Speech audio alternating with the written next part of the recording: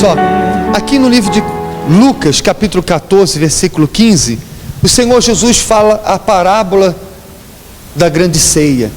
E eu vou fazer um resumo, para a gente abreviar um pouco. O rei, que representa Deus, fez um grande banquete e chamou os seus convidados para cear com ele, que representa o convite de Deus para a salvação daqueles que desejam estar com ele, desejam se entregar para ele. Só que o que aconteceu? Quando os servos anunciaram que o banquete estava pronto, então um por um daqueles convidados começaram a se desculpar, começaram a se escusar, como está escrito. Um disse: comprei um campo e importa vê-lo. O outro disse: comprei 5 juntas de boi e vou experimentá-las, rogo que me tenha por escusado. E o último disse: eu casei-me com a minha esposa e portanto não posso ir, rogo-me que tenha por escusado. E então, para a decepção do rei, que preparou aquele banquete com todo carinho, aqueles convidados foram se escusando. Não é que o rei quisesse que aquele que comprou a junta de bois não fosse experimentá-las. Não é que o rei quisesse que quem se casou largasse a mulher, ou aquele que comprou o campo nunca fosse visitar.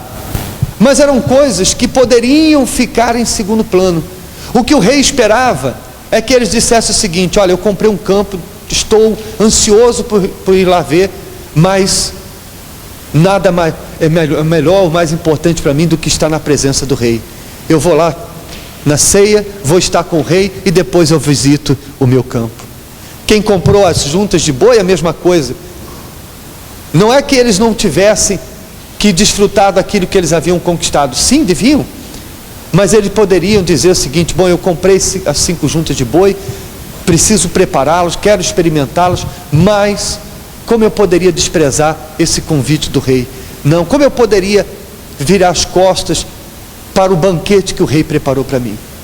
Mas eles não fizeram, mostrando que o banquete do rei, o convite que o rei estava fazendo, não era tão importante quanto eles realizarem os seus compromissos. Percebe, sim ou não? Então no reino de Deus é a mesma coisa. Quando uma pessoa, ela deixa a presença de Deus por causa de uma má companhia, quando ela deixa a presença de Deus por causa de um vício, por causa de um adultério, ou de qualquer outra coisa, quando ela prioriza essas coisas do que a sua salvação, é como se ela estivesse dizendo a mesma coisa que aqueles homens disseram: olha, rogo que me tenha por escusado. Eu até gostava de ser salvo, até gostava de ter uma vida cristã, mas isso aqui, isso ali e acolá. Entende, sim ou não? Então foi na sequência dessa parábola, mostrando a desilusão, a decepção daquele rei, em ver que aquelas pessoas haviam desprezado o seu banquete, que Jesus virou para a multidão e disse no versículo 25: ora, ia com ele uma grande multidão, e voltando-se disse ele: se alguém vier a mim, e não aborrecer seu pai, mãe, mulher e filhos, irmãos e irmãs, e ainda também a sua própria vida, não pode ser meu discípulo. E qualquer que não levar a sua cruz e não vier após mim, não pode ser o meu discípulo. Então Jesus disse: está vendo o que eles fizeram ao desprezar o banquete do rei por causa dos seus muitos compromissos? Assim também, ninguém pode ser meu discípulo se não estiver disposto a abrir mão de muita coisa, a renunciar a muita coisa, a passar por muitas coisas por amor de mim. Ele virou para aquela multidão e disse para eles: se alguém vier após mim e não quiser renunciar a si mesmo, não estiver disposto a aborrecer pai, mãe, irmãos, e eu até acrescentaria aqui amigos, porque às vezes a maior dificuldade de muitas pessoas não é nem reconhecer a sua fé perante a família, mas às vezes é reconhecer a sua fé perante os amigos. Ela não quer se sujeitar a ser criticada, ela não quer se sujeitar a ser escarnecida, quando um amigo no trabalho convidá-lo para sair na noite e ele disser o seguinte: não, não quero mais essa vida para mim, e ser escarnecido. A pessoa não quer assumir a sua fé e ter que abandonar suas tradições, mesmo que isso seja de cunho cultural, mas ela diz o seguinte: isso contraria a minha fé, isso contraria o que está escrito na palavra de Deus. Então, quando a pessoa não está disposta a abrir mão do que for preciso para servir a Jesus, como essa pessoa pode ser discípulo dele?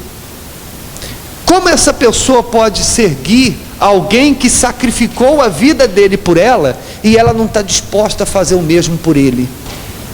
Como que ela quer servir a um Jesus que foi crucificado, perseguido e até morto por amor a ela, e ela não quer passar uma lutinha sequer por amor a ele?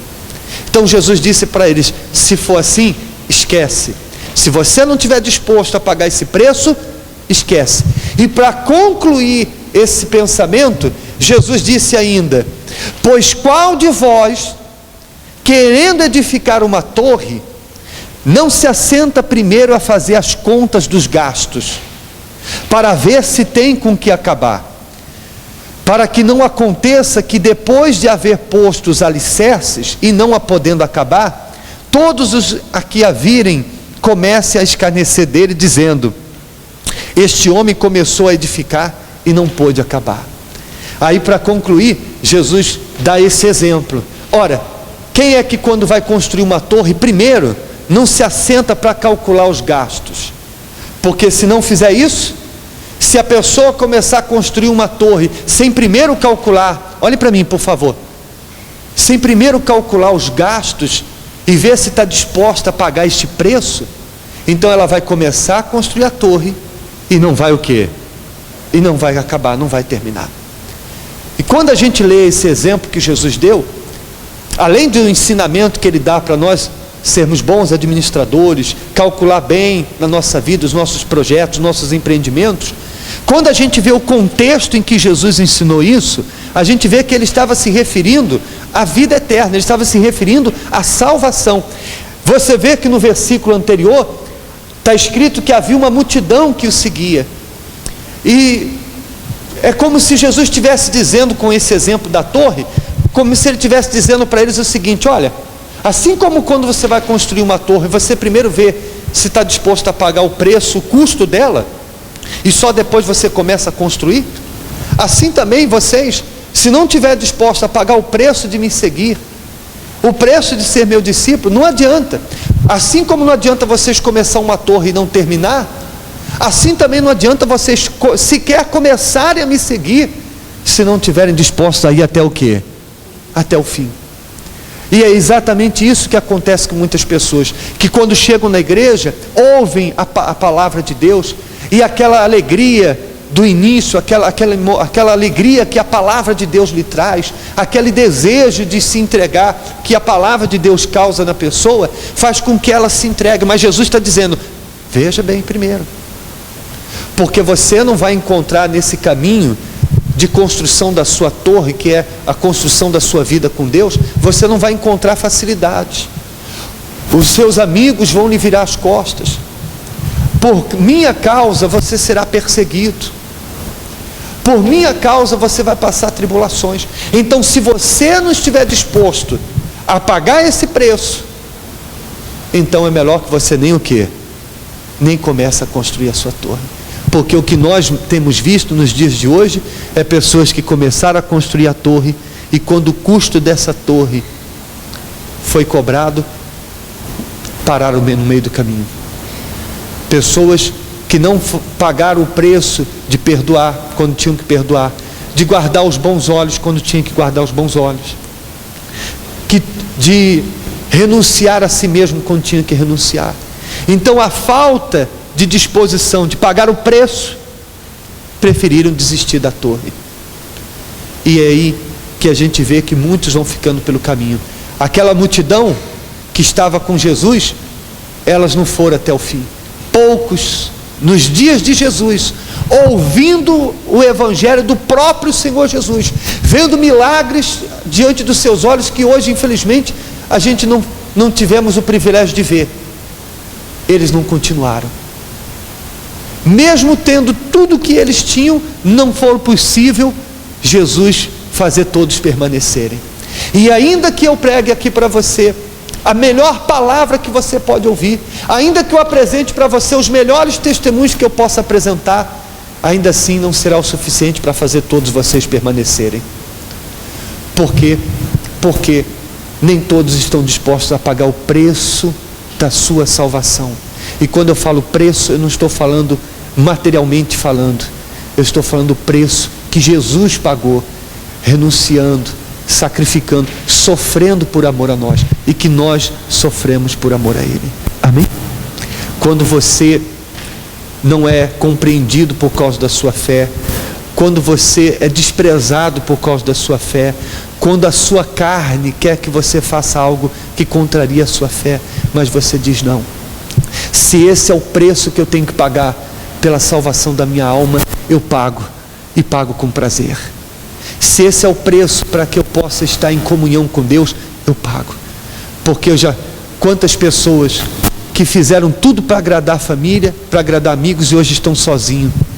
Mães, pais que fizeram tudo pelos seus filhos, e não que não deviam ter feito, como qualquer pai, fizeram o seu dever, mas hoje estão nos lares de idosos abandonados.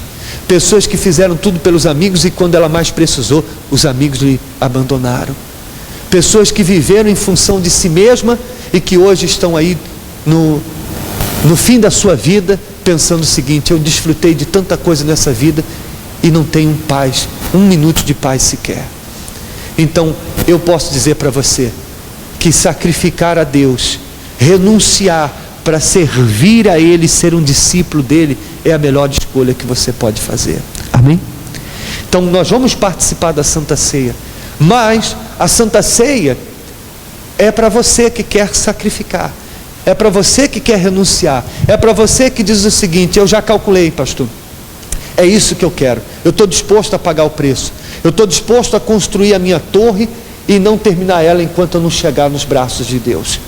Então você vai receber esses elementos, e o Espírito Santo vai te sustentar, porque está escrito que não há tribulação, tentação além do que nós podemos suportar, que no aumentar das lutas e das tribulações, aumentam também a graça de Deus, a presença de Deus, para nos dar o livramento, para nos dar a força. Ninguém cai porque não podia resistir, ninguém desiste porque não podia continuar. Desistiram ou caíram porque quiseram, porque Deus não deixa você sozinho nas suas lutas, nas suas tribulações. Amém? E esta Santa Ceia vai te sustentar, vai te alimentar a permanecer firme. Amém? Então fique de pé, por favor.